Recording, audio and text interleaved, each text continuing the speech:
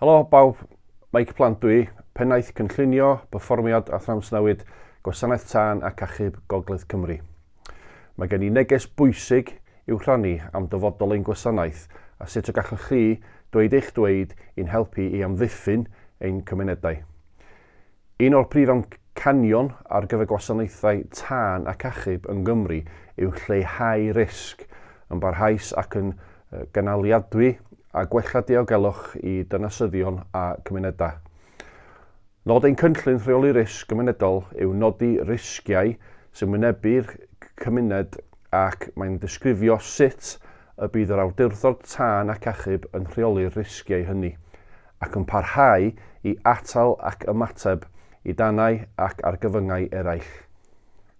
Ym mis Gorffennaf 2024, gyhoeddwyd ein cynllun rheoli risg gymunedol 5 mlynedd yn dilyn ymgynghoriad cyhoeddus yn ogystal â'n cynllun gweithredu ar gyfer 2024-2025 a oedd yn cynnwys amcanion gwella a llesiant i'n galluogi i gyflawni yn erbyn ein amcanion hirdymor.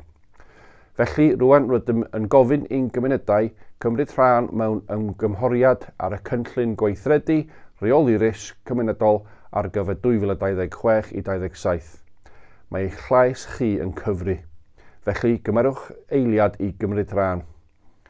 Gallwch chi dod o'r hyd ein cwestiyner ar ein gwefan neu drwy ein dilyn ar y cyfryngau cymdeithasol.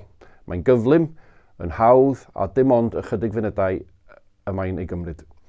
Gall eich cyfranogiad chi wneud gwahaniaeth go iawn. Diolch yn fawr.